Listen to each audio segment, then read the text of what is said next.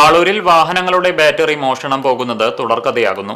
നിർത്തിയിട്ട വാഹനങ്ങളിൽ നിന്നാണ് രാത്രികാലങ്ങളിൽ ബാറ്ററികൾ മോഷണം പോകുന്നത്. ആളൂർ, തിരുത്തി, ആളൂർ, മനറോഡ് എന്നിവിടങ്ങളിൽ നിന്നാണ് കഴിഞ്ഞ ദിവസം രാത്രി 2 വാഹനങ്ങളുടെ ബാറ്ററികൾ മോഷണം പോയത്. കഴിഞ്ഞ ദിവസം മേഖലയിലെ കിഴക്കാളൂർ മടപ്പറമ്പ് ക്ഷേത്ര മൈതാനിയിൽ നിർത്തിയിട്ട വാഹനങ്ങളുടെ ബാറ്ററികളും മോഷണം പോയിരുന്നു. ആളൂർ തിരുത്തിയിൽ ചൂണ്ടപുരയ്ക്കൽ ജയാനന്ദന്റെ ഉടമസ്ഥതയിലുള്ള KL 46D 9118 എന്ന രജിസ്ട്രേഷൻ നമ്പറിലുള്ള ടിപ്പർ ലോറിയുടെയും മനറോഡിൽ കല്ലായി ശിവദാസന്റെ ഉടമസ്ഥതയിലുള്ള KL 53B 2774 എന്ന രജിസ്ട്രേഷൻ നമ്പറിലുള്ള മിനി ഗുഡ്സ് വാഹനത്തിന്റെയും ബാറ്ററികളാണ് മോഷണം പോയത്. വാഹനങ്ങളിൽ ഘടിപ്പിച്ച ബാറ്ററികളുടെ നട്ടും ബോൾട്ടും അഴിച്ചെടുത്താണ് മോഷ്ടാക്കൾ ബാറ്ററികൾ കൊണ്ടുപോയിട്ടുള്ളത്.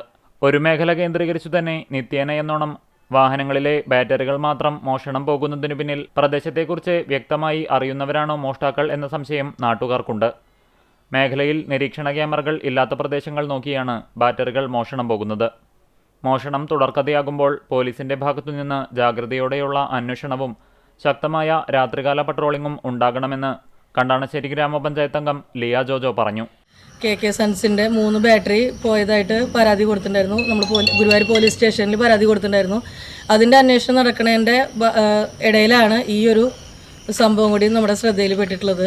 അപ്പോൾ രാത്രികാല പെട്രോളിങ് അടിയന്തരമായിട്ട് ഈ ഏരിയയിൽ ശക്തമാക്കണം എന്നുള്ളൊരു അഭ്യർത്ഥന പറയുന്നതിനോടൊപ്പം ഇത് കണ്ടുപിടിക്കാനായിട്ട് ഗുരുവായൂർ പോലീസ് സ്റ്റേഷൻ്റെ പരിധിയിൽ വരുന്നൊരു സ്ഥലമാണ്. അവരുടെ ഭാഗത്തു നിന്നുള്ള ശക്തമായ നടപടികൾ എത്രയും പെട്ടെന്ന് തന്നെ ഊർജിതമാക്കണമെന്ന് അഭ്യർത്ഥിക്കുകയാണ്. ഒരാഴ്ചക്കിടെ ആളൂർ മേഖലയിൽ നിന്ന് 5ലേറെ വാഹനങ്ങളുടെ ബാറ്ററികളാണ് മോഷ്ടാക്കൾ കവർന്നിട്ടുള്ളത്. കഴിഞ്ഞ ദിവസങ്ങളിൽ അരിയന്നൂരിലെ വർക്ക്ഷോപ്പിൽ നിന്നും വാഹനങ്ങളുടെ ബാറ്ററികൾ മോഷണം പോയിരുന്നു.